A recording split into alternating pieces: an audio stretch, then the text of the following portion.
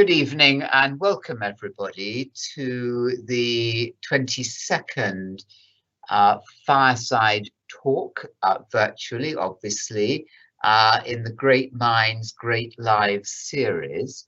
And a very warm welcome to lots of new listeners tonight. We're going to be having a real treat in store with Andy Haldane, Chief Economist of the Bank of England, and very much the economist of the hour at the moment, and all over the Financial Times and other papers last week with his thoughts on a V-shaped recovery. And we're going to be talking about that and much more. Just a quick word about the series, if I may. We love to have questions. So if you type in questions, brief is good. And also if you'd like to have your name and an institutional background if you want to, but if you prefer anonymous, that's absolutely fine too. If you're new to this series, you can find all the other talks on our list coming up. And you're very welcome to join those, and do please send the talk list out to all your friends.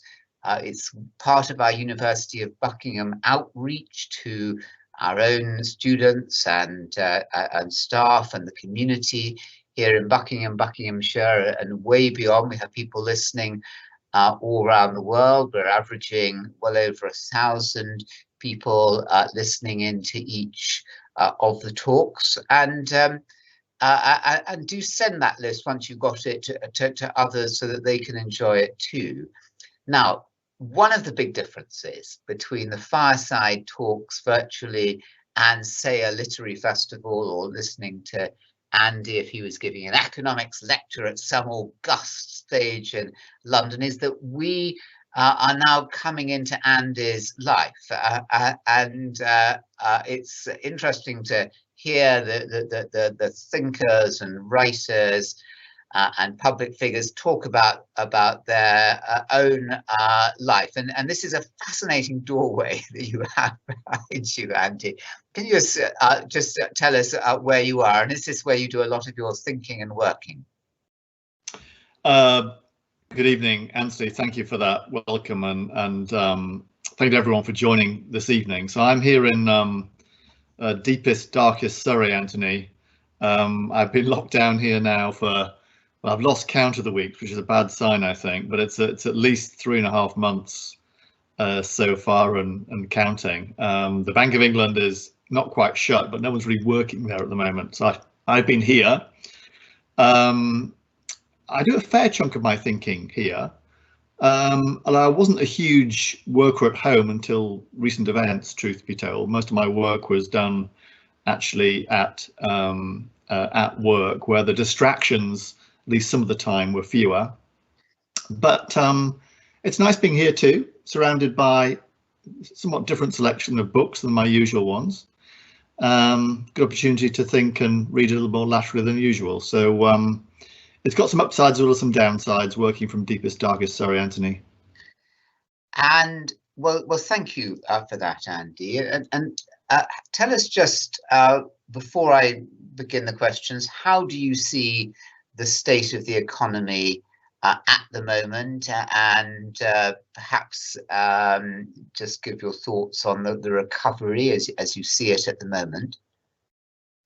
Let me offer a few reflections on that just to kick us off, Anthony, and again, thank you for having me along to this to these virtual fireside chats. I've seen the list of predecessors, which is illustrious and not a little daunting actually, but let me have a go on the economy. I've been at the bank now, Anthony, scandalously for 30 years, and I can't think of a time in those 30 years when both the uncertainties about the economy have been greater, but also, and this is important, where the opportunities for policy to reshape the economy have been greater either. I mean, I think we've got both of those things going on at the same time at the moment, and they're both are worth bearing in mind. So let me say a word about where we've come from during the course of this year. Plainly, it's been dramatic, traumatic from an economic perspective. We've seen the largest and the sharpest contraction, collapse actually in activity in the economy for at least 300 years, back to the time when the Bank of England was a mere teenager. Probably something like a 25%, 1/4 fall in economic activity in the space of 3 months. You simply can't find a comparable 3-month period in history unless you move the decimal point. We've seen that show up already in the market for jobs. If you look across the UK economy right now, there might be as much as half the workforce, either unemployed or underemployed through being on the furlough scheme set up by the government, and barely a day passes without news of some new round of job losses. I think today it's H&M. Last week it was Upper Crust and Cafe Rouge and Airbus. A striking feature of this crisis, because that is what it is, has been that no sector has escaped its clutches. Every sector has been hit to some degree, and the more that sector relies on physical movement or on personal contact, the larger the hit has been to their activity. And the other differentiating feature of the events of the recent past, in addition to the speed and severity, has of course been a third S, which is the source of this economic crisis, which has been largely policy induced, largely the result of the social distancing policies, which, by design and of necessity, halted pretty much overnight the movement of goods, the movement of services, and the movement of peoples. And therein the seeds of that contraction I mentioned were sown. We've seen in response to that, Anthony, already an equally unprecedented expansion of both fiscal and monetary policies. If you look across advanced economies, those fiscal expansions anywhere up to around 10% of GDP. If you look at the actions of central banks, like the Bank of England, you've seen large-scale action in the cutting of interest rates, in the provision of liquidity, and in the purchases of assets. You're already getting on for $3 trillion, that's 12 zeros, of assets purchased by central banks globally. And here in the UK, our stock of asset purchases by the end of this year will be up to perhaps £750 billion. So an enormous scale of both fiscal and monetary medicine.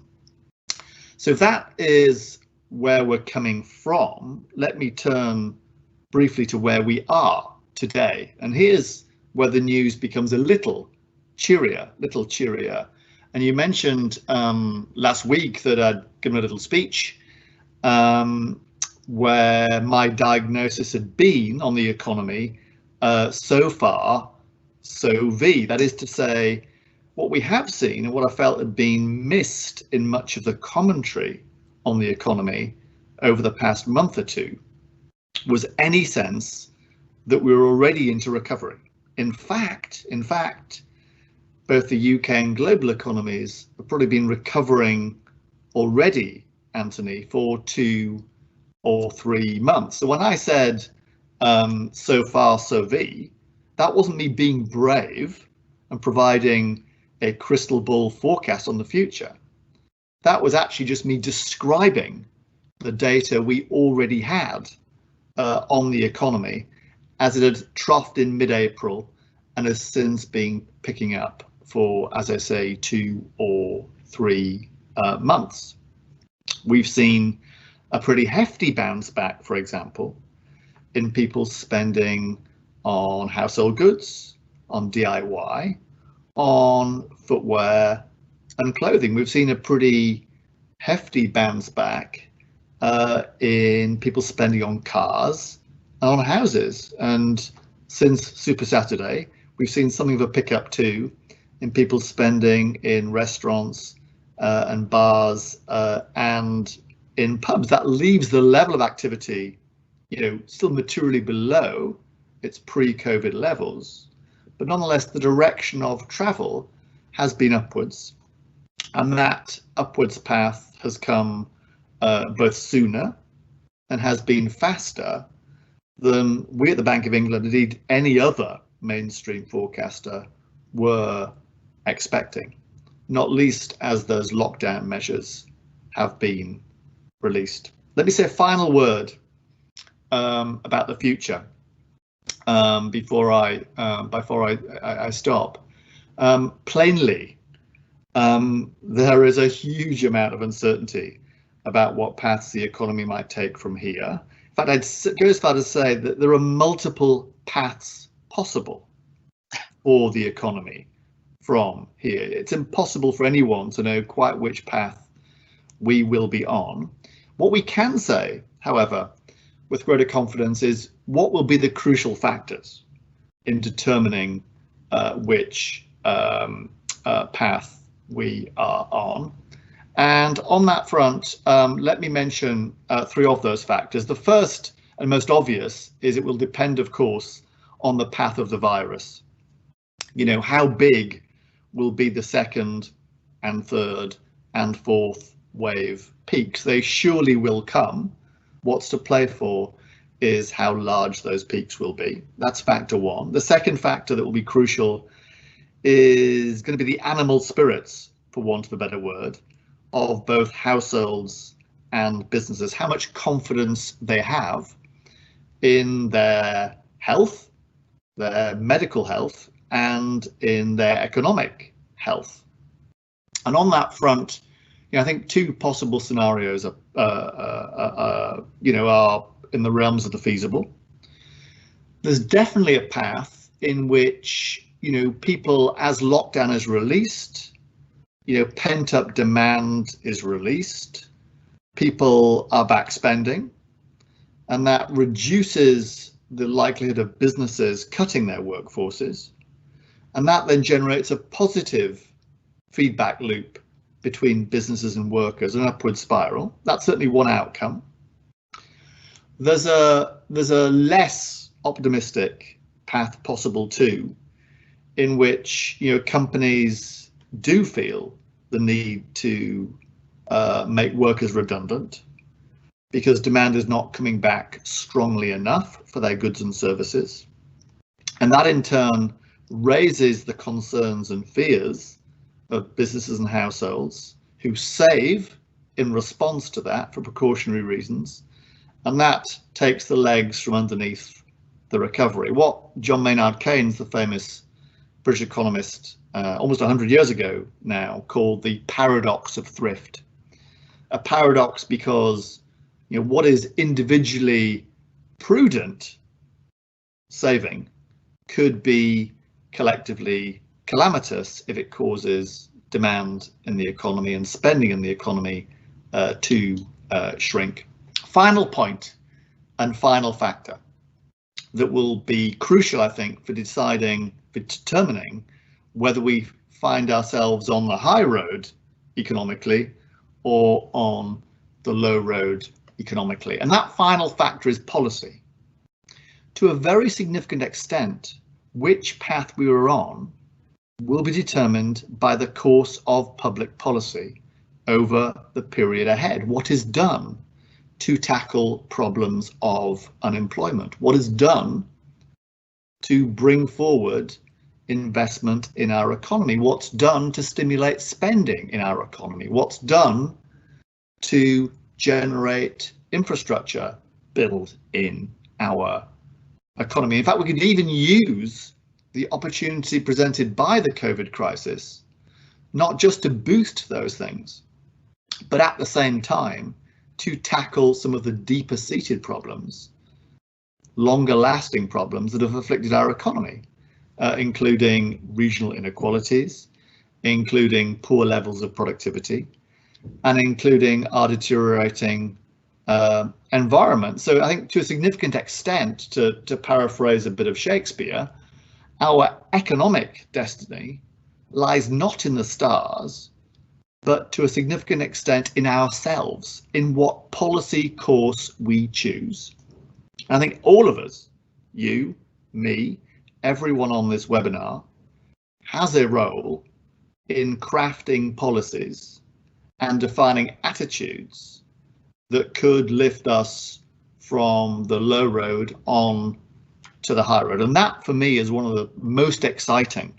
You know, the current events are both terrifying and gloomy, but also present a real opportunity to do policy better, to, in the lingo, build back better and greener and indeed kinder, because well-being is a crucial aspect of this. I know one close to your own heart, Anthony, and all three of those I think are going to be front and centre in the period ahead. Let me stop there on the spiel. Andy, thank you very much indeed. So you've spoken about the course of the virus. Some might be a little bit alarmed to hear you talk about the certainty of a second, third and fourth wave. I mean, it's not based on your own research, but you are saying there what you think that the scientists are going to be, what is likely to happen based on what scientists are saying. And animal spirits. On that, we had Robert Skidelsky, who is Keynes's official biographer, talking a couple of weeks ago. And you can catch up on his talk and everybody else's talk. He gave the clearest explanation of the significance of Keynes's thinking in the 1920s and 30s that I've heard. And then government policy and what we do about it. I'm sure there'll be questions on that. Welcome to everybody who's joined. We now have well over 1,000 people who are listening to that. Imagine that if we were listening to Andy in a big hall, it would be absolutely vast. Have the questions ready, please. And if you are a student, do indicate. I will try and prioritize. Let's have questions from everybody, but if you are a student, just mention that where you've come from. We have a lot of students from university here at the University of Buckingham, other universities, and school and college students as well. But we're going to just range a bit wider before we come on to questions. And just, Andy, can you tell us something about the Bank of England's 326-year experience? Why is it the Bank of England, not the Bank of Britain? Is it just the Bank of England?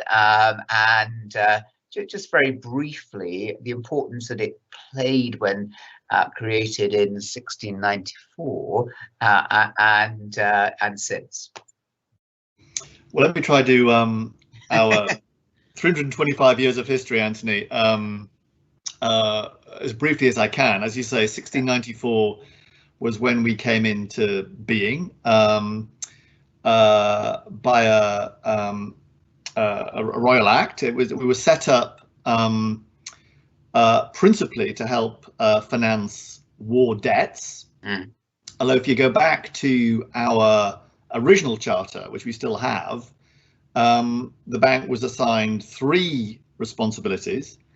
The first of which is very familiar, which is to secure stable money. We call these days price stability, a low and stable rate of inflation. That wasn't quite the language used in the original charter, but that was the gist of it. Our second objective, which is also familiar, which was to keep the financial system stable. And the third objective, which is probably the least well known, was to fight the French. The first 2 have remained intact. We long since jettisoned the third of those, Anthony, but the first 2 have stood the test of time. The bank itself has been obviously transformed over that period. For the first half of its life, actually, it didn't really act like a central bank at all, or only partially as a central bank. For much of our first, say, 150 years, right up into the middle of the 19th century, we were often in competition with the commercial banks, the high street banks, for the issuance of notes and currency and for the taking of deposits. It was only in 1844 with the Bank Charter Act that the Bank of England was given monopoly rights on the issuance of notes, and that of course remains the case today. And really, you have to go right into the 20th century to see the bank, playing a role in the actual setting of what these days we would call monetary policy, to try and keep the economy growing strongly and trying to keep the cost of living under control. And of course, it's more recent history still, as recently as 1997, where the bank was granted formal statutory responsibilities for the setting of monetary policy, which is these days is carried out by our Monetary Policy Committee, a 9-person committee of which I am one member. So while much of what was in our original charter has a striking similarity with our statutory objectives today, the actual course, the evolution of the bank over that period has been a pretty dramatic one. At times going from commercial bank to agent of the government to these days an independent and statutorily underpinned modern central bank with clearly defined, indeed numerical targets for some of our objectives. So it's been quite a journey over the whole course of 325 years, but including over the 30 years that I've been there, actually, Anthony. You were named in 2014 by Time as one of the 1,000 most influential people in the world. Sorry, 100 most influential people. How come a Bank of England official can have such global significance? Well, I asked myself the same question, Anthony. I've got no idea. Is the honest answer. I mean, the reasons given, I can tell you that at least, were we had seen at that time, the previous biggest crisis would have been the global financial crisis, and as with this crisis, that presented huge challenges, but also huge opportunities. In that case, huge opportunities to build a much more robust and resilient regulatory system for the global financial system. And there's only relatively few opportunities in the course of a career where you can really affect radical change to how not just your own country, but how the old global community thinks about public policy. And the global financial crisis cast open the window and presented the opportunity to think afresh about the very structure of our global financial regulatory system. I've been lucky in that I've been giving some thought to that well ahead of the global financial crisis. Indeed, I'd been drawing upon a fairly wide and eclectic range of disciplines outside of economics. Such as? Well, evolutionary biology and physics, and indeed epidemiology had been a key source of insight for me about, the way in which, in this case, financial contagion propagates through a system in much the same way as the COVID virus is propagating around our societies and economies right now. Tell us about the similarities and the differences there. There are some striking similarities. Yeah. Yeah, I mean, I'd done some work with an eminent evolutionary biologist by the name of Bob May, who tragically former government chief scientist. Former government chief scientist, former president of the Royal Society, who sadly died just a couple of months ago. We wrote a paper in the science magazine Nature almost 10 years ago now, which was basically taking some of the models that Bob had been playing with from the 1970s onwards to understand disease propagation and applying them to understanding the dynamics of the financial system, the tipping point fragilities of the financial system that were laid bare in 08, 09. And secondly, crucially, using some of the policy lessons from those epidemiological models and applying them to how we think about restructuring and reconfiguring and reimagining our regulatory system. I think it was probably that led Time magazine to my door in thinking there was something here significant about we could do to change the contours of, in this case, financial regulatory policy. Do you think, Andy, we understand more about economics in 2020 than we did at the time of the global financial crisis 2007, 8, 9, or indeed when Keynes was addressing the problems of the Great Depression from 1929 onwards? Is it a subject that's advancing or not? Yeah, that's a very good question, Anthony, and I don't know that I have a definitive answer. I mean, I'd love to say yes. I think I would say yes on balance.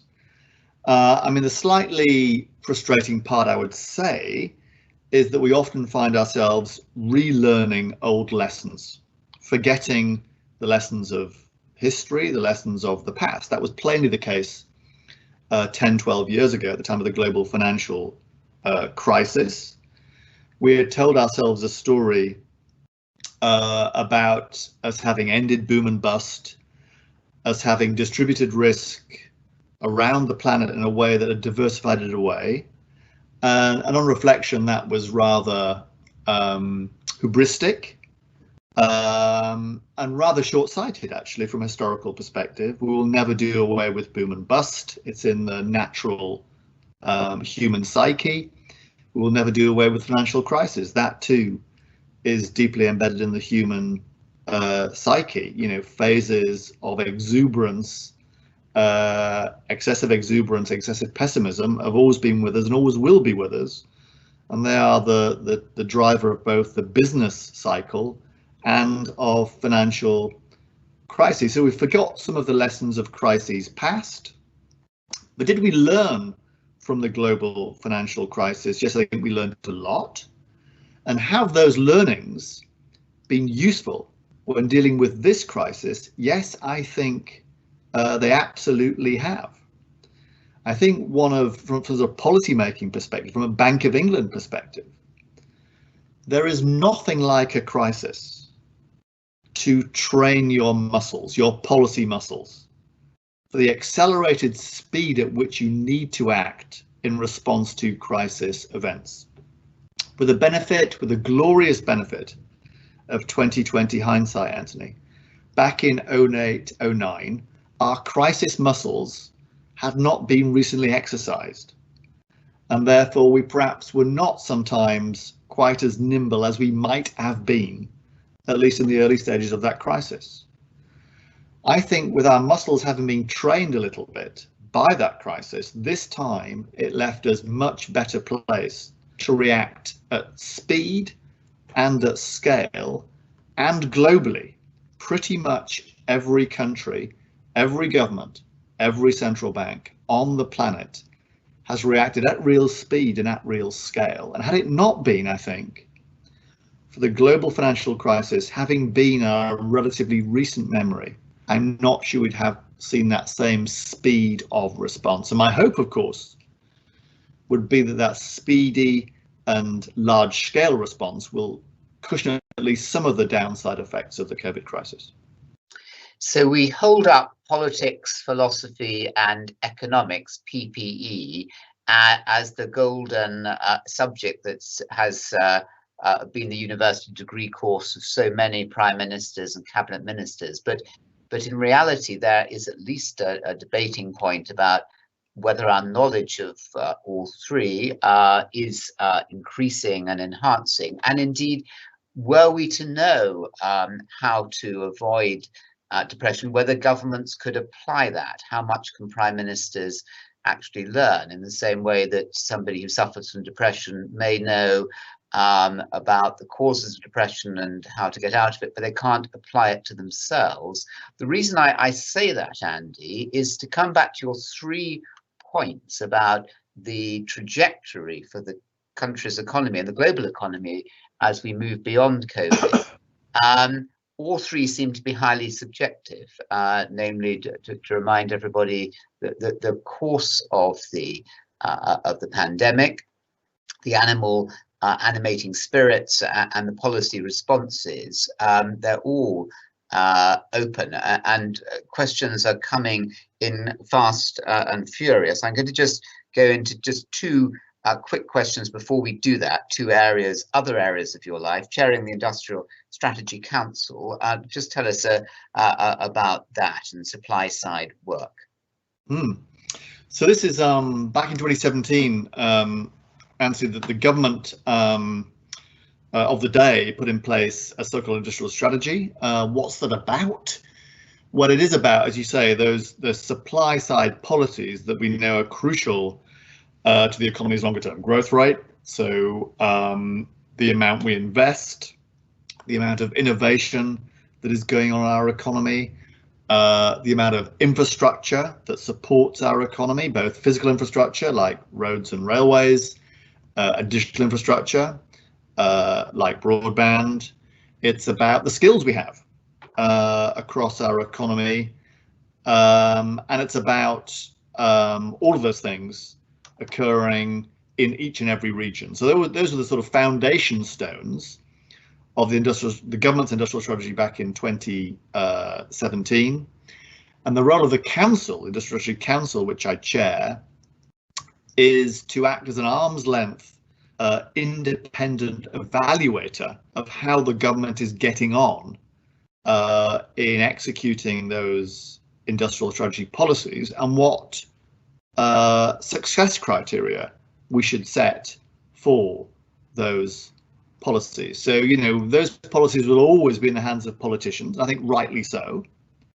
But is there a role for an arm's length body acting as the conscience of government, the conscience of politicians, holding their feet to the flame on delivering what they've said they'll do?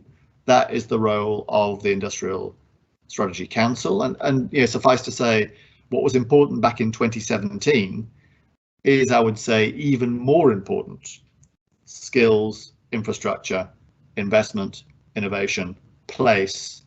Those are equally, if not more important, touchstones for policy today as they were back in 2017 in the light of the COVID crisis.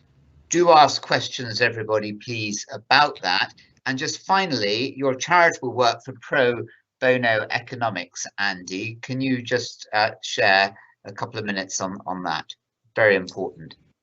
Yeah, so back at the time of the global financial crisis, which is, as some people will remember, the economics profession and economists were somewhat in the doghouse on the back of that, and perhaps with some reason. I'd been thinking about with a colleague for some time whether we couldn't bring together the economics profession, the skills of the economics profession, and apply some of their tools and techniques to help evaluate the social impact that charities were making. Very few charities had the resources or the skills to evaluate themselves the wider impact they were having on society. But that's the sort of thing that economists do for a living. And my thought was, could we get economists to volunteer into projects to evaluate the role of charities? That was a thought, and that was the genesis of this charity, Pro Bono Economics, which is now, you know, over 10 years old, has luckily enough, gone from strength to strength and helping out hundreds and hundreds of charities to evaluate their impact. It's crucially important just right now, actually. I mean, the COVID crisis has spawned a very heartening accumulation of what you might call social capital. Think of all those small neighbourly acts of kindness, the way that communities have come together. Think of those 750,000 NHS volunteers.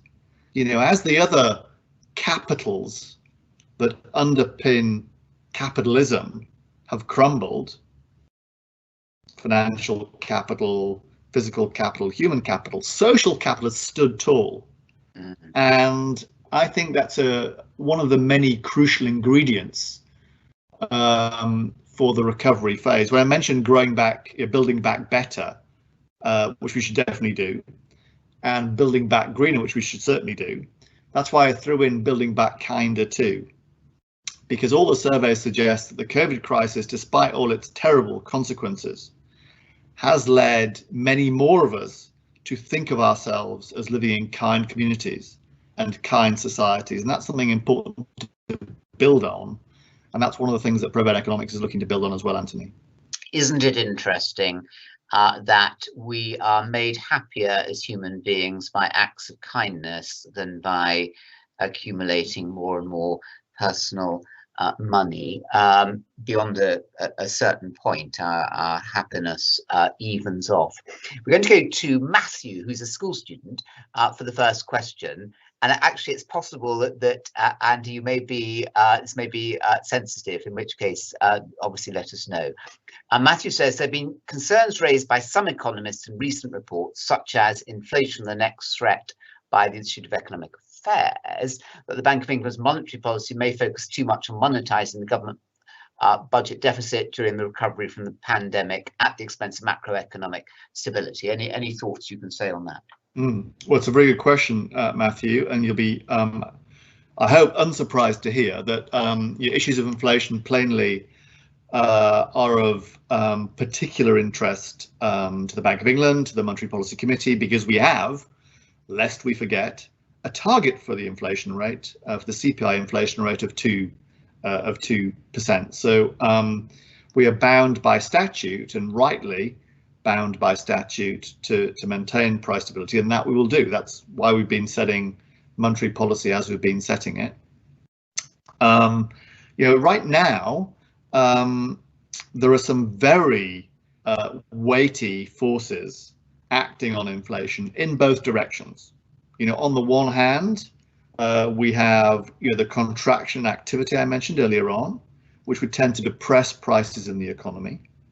On the other hand, we've seen something of a fracturing of global supply chains, which means, in simple terms, that traded goods and services coming into the UK might in future be rather more expensive. In addition to which, we've had that very significant dose of fiscal and monetary medicine I mentioned earlier on. Those factors would tend to push up on prices. So we've got heavy weights on either end of the inflationary seesaw right now, and that's why it's very uncertain quite which way inflation will turn, and that's why we'll be monitoring that, as ever, very vigilantly. On the specific point, specific concern, fairly widely expressed about the Bank of England through its asset purchase program, so-called quantitative easing, it's true to say that has been largely purchasing government securities. But what I'd strongly encourage people to resist is the temptation to think that is anyway the financing, the monetary financing of the deficit. It's not that fiscal policy is is wagging monetary policy right now. What actually has happened is that both fiscal and monetary policy are responding to the same shock. We have seen a sharp collapse in the economy, and because of that sharp collapse in the economy, we've been required to respond with both fiscal policy, spending more and therefore needing to raise more debt, and with monetary policy through both lowering interest rates and purchasing more assets. So we see the balance sheets of both the government and the Bank of England going up, but that's not a causal mechanism.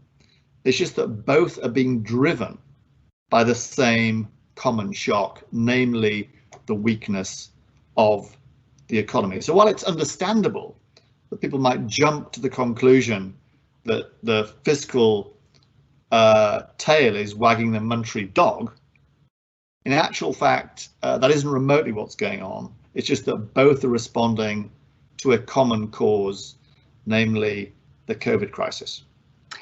Len Shackleton, an academic at the University of Buckingham, says, Andy, millions of jobs have gone or are going. How can we make it easier for the private sector rather than the public sector to create new jobs? Yeah, well, thank you, Len. Very, very famous name, Len Shackleton. Very famous economist. We only have famous economists teaching. Famous academics here. They're all famous. If I'm not mistaken, a famous footballer as well. I think Len Shackleton. I believe he was a. He's a very rounded. They're all rounded human beings. Yeah. So the jobs risk is very real. You need only see the daily diet of news to see the concerns around jobs. You know, I mentioned that perhaps as much as half the workforce currently are either, unemployed or underemployed in various ways. We have 9 million jobs currently covered by the government's furlough scheme. That's not 9 million people, that's 9 million jobs, but nonetheless, it's a lot of people. And the hope would be that those people will return to their previous work. But right now, that is by no means guaranteed. So the employment risk is plainly there. What might be done?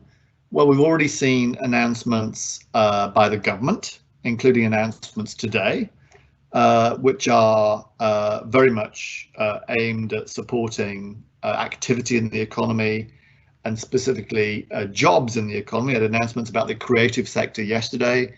We had announcements about green jobs today.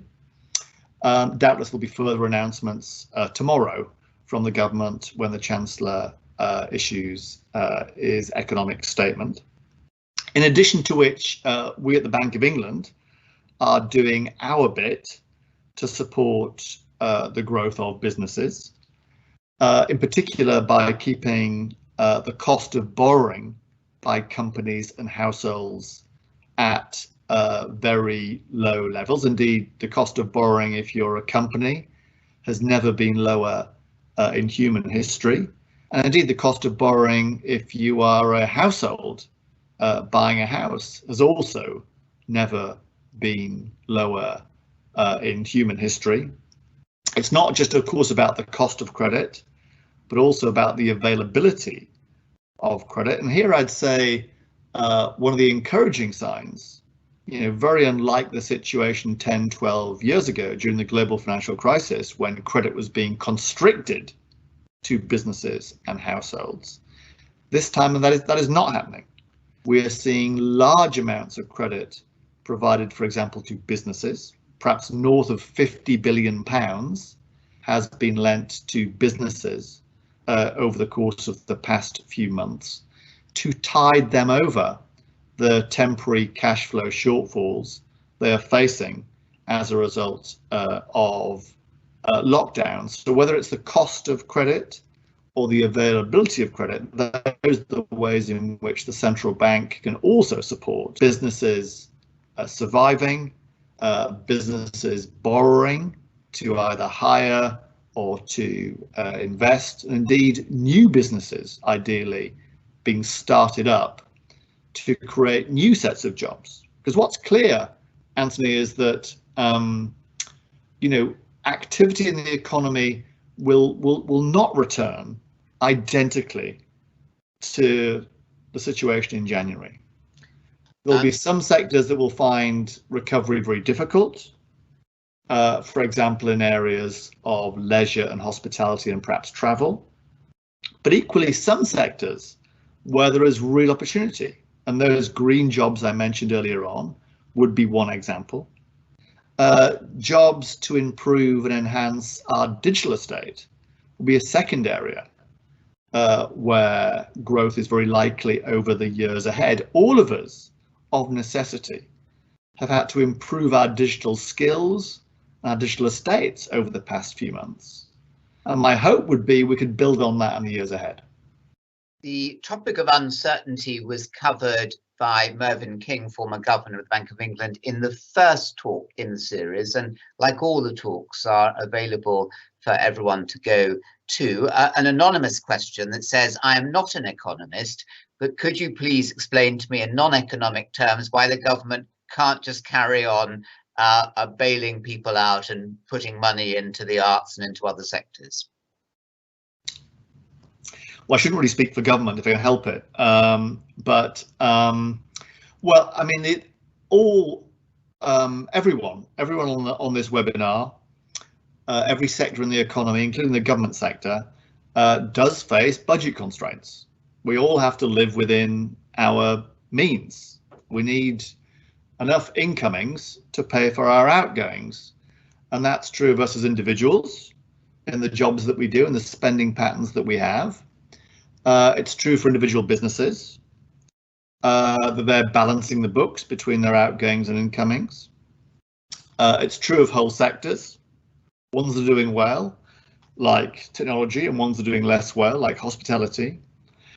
But it's true for the government as well, that yes, it absolutely can borrow and is borrowing at real scale in the short run to bridge over any shortfall between its tax receipts and its spending. But of course, every time it runs a deficit of that type, that adds to its debt stock. And currently, unsurprisingly, that debt stock is increasing at a rate of knots. Now, the good news is that the cost of servicing that debt, the cost of borrowing by government, is, as with the cost for companies and for households, at historically very low levels. So although the debt stock is picking up, the cost of servicing that debt is still, if anything, going down.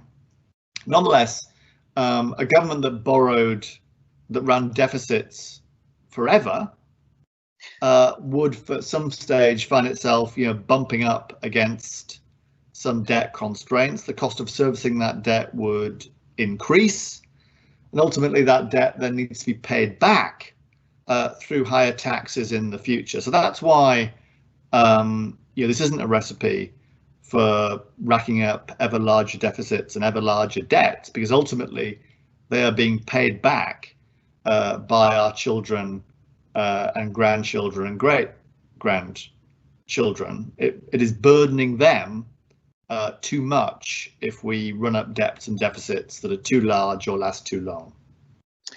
David Willits was talking earlier, and you can find his talk on the Higher Education Festival. His big theme is, one of his big themes is intergenerational unfairness and the burden being placed upon the young.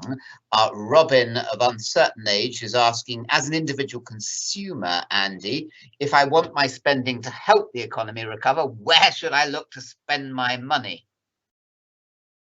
Well, far be it from me, Anthony, to offer personal financial advice. I'm not remotely equipped to do that, or indeed qualified.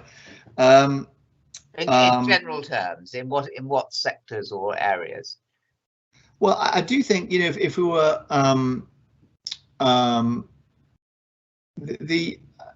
in general, I think making purchases or spending in ways that deliver longer term payoffs. You'll be pleased with me saying this, Anthony, but money spent in your education is money well spent. because it has a payoff that lasts, that is lifelong. And ditto to some extent, investing in more durable goods, such as housing, as a case in point. So, in the present environment, in a way, all spending is good spending, but not all spending is created equally. And I think that which delivers a longer term payoff to you as an individual, I think would be particularly money particularly well spent just at the moment. I mean, if you did want to you support some of those sectors that are feeling particularly bruised right now, it could be your local restaurant, it could be your local pub, it could be your local theatre, it could be your local cinema. I'm sure they'd very much welcome your business, because those are among the sectors that are being hardest hit right now. Lots of questions, Andy, and not much time. Raymond is saying, thanks for all the questions, everybody. It's wonderful. Raymond says, the bank has been very proactive in utilising unconventional economic indicators in research over the past few years. What challenges and opportunities do you see COVID presenting for such indicators? Well, thank you for that question, which is a very good one from Raymond. One of the, it's a small silver lining, but it's definitely a silver lining from the very, very dark cloud of the COVID crisis, Anthony, has been that it's encouraged us, perhaps even forced us, to rethink and relook at the data we have on how the economy is doing. Because, truth be told, the economy is moving at such speed right now that if we waited for the official data series, we'd have no real sense of what course the economy is taking. So right now, for example, the official data we have from official sources on things like GDP run up until April. If that's all you looked at, you would feel we were in a terrible pickle right now, because April was the very trough of activity in the economy. In actual fact, we at the bank and others around the world have been developing fast indicators that give us close to a real-time read on how the economy is doing. So we have data on, for example, payments. The Bank of England runs the payment system, tracking all payments made between individuals and institutions. And that gives us a pretty much real-time reading on spending in the economy. And that's the reason why I can say with a high degree of confidence, despite there being no official data on it, that the trough in activity came in the second week of April. The second week, I can be that precise about when the turning point came. That's borne out by other indicators. If I look at Google searches of economic terms, that yields the same result. If I look at traffic flows, we're monitoring CCTV now and counting traffic flows across the country, including in and out of ports, to track imports and exports, to gauge activity across the economy. We're running bespoke surveys of citizens, of businesses, to gauge their view on the economy. The technological frontier for tracking the economy has shifted forward dramatically in the last 2 or 3 months. Had it not done so, I couldn't hand on heart have stood up last week and said, as I did, so far, so V. I was confident in saying that because I had the data that told me that was the case, and had been the case indeed for 2 months or more at the time I said it. So I think one of the positives to emerge from this is that I think we'll never go back to looking at the economy the same way as we did pre-COVID. I think we're going to move to a system much closer to real-time monitoring of a more eclectic range of indicators. And that, I'd say, was a really good thing. Jen asked, I don't know if you can answer this, should we temporarily stop foreign aid and so use the money to get our country back on track? Well, again, probably a decision, well, actually not probably, definitely a decision well above my pay grade, Anthony. But I mean, my answer, not as a Bank of England official, but as a citizen, would be absolutely no. We rely for our success as a country, as an economy, as a society, on the strength of the whole global system, of all of the economies. You know, one of the additional headwinds to our economy right now, it is the global headwind, because of course every country on the planet has faced the same problems and the same contraction and activity. So absolutely, I would say we have a responsibility internationally to our trading partners, to our neighbours, and particularly those countries that are faring poorly or that start from a low income position. So as I say, a decision that's not for me, it's for our political masters. But my strong advice, if I was ever asked, was that it's an important part, a crucial part of maintaining the strength and stability of the globe, from which we benefit as a large open economy very significantly. Alistair Lomax, who oversees the ARC in between Oxford, Buckingham and Cambridge, asks, what policies can be put in place, Andy, to stimulate the green economy, and is there a role for universities in that?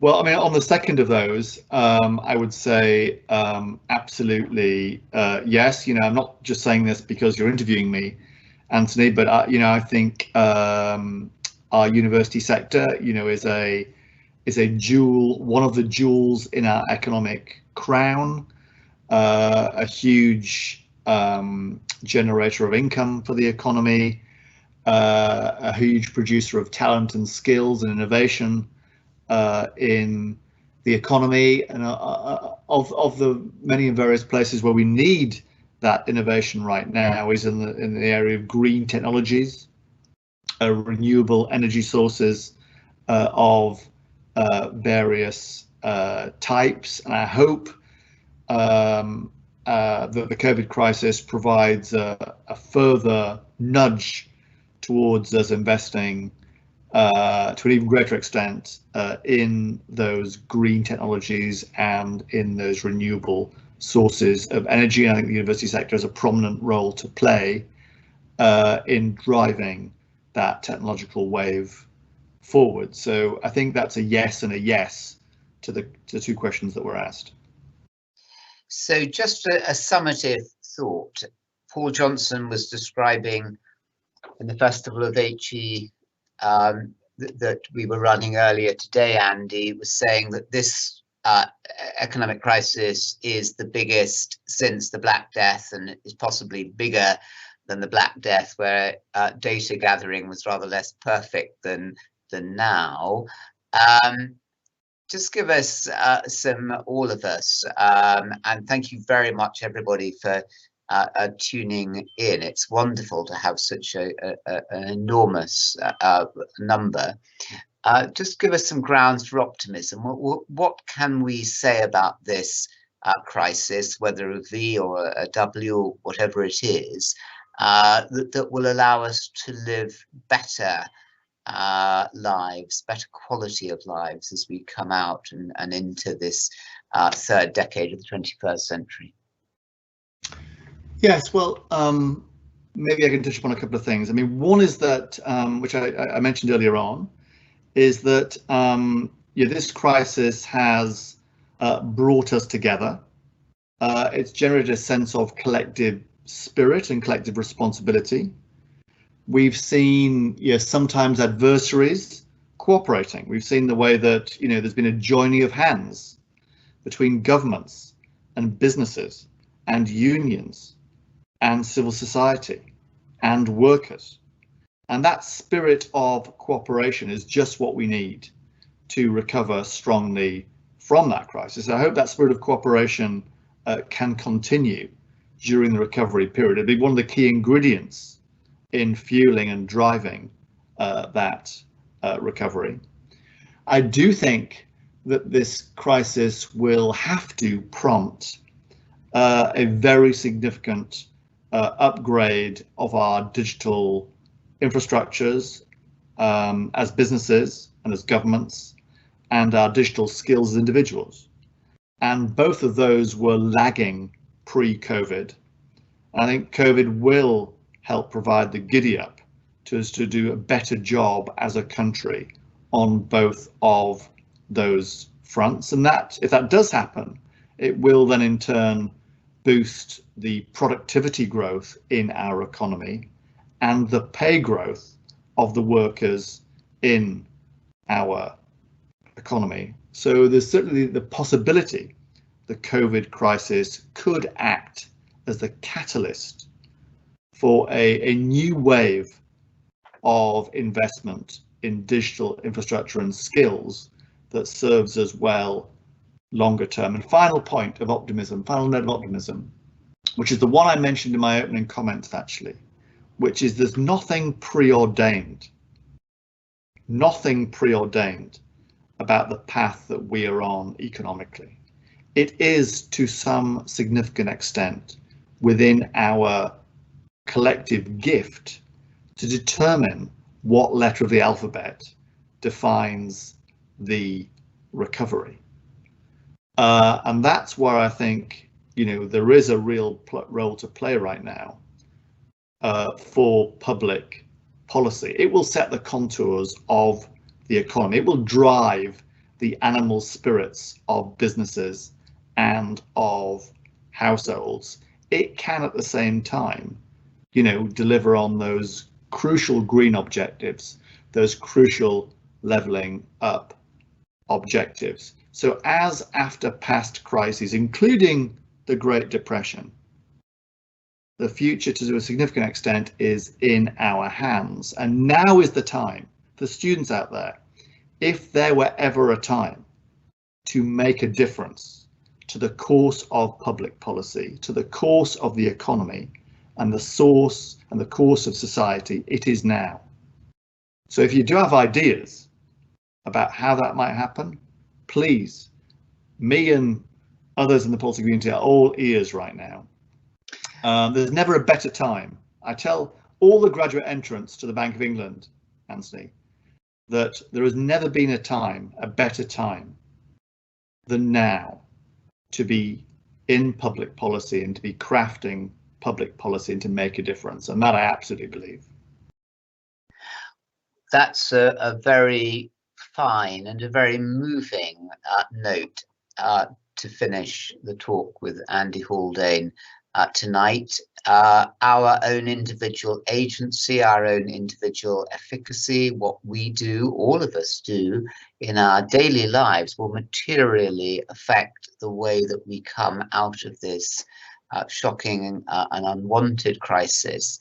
But good can and will come out of it if we ourselves throw ourselves into it as well we can. Andy, thank you very much indeed.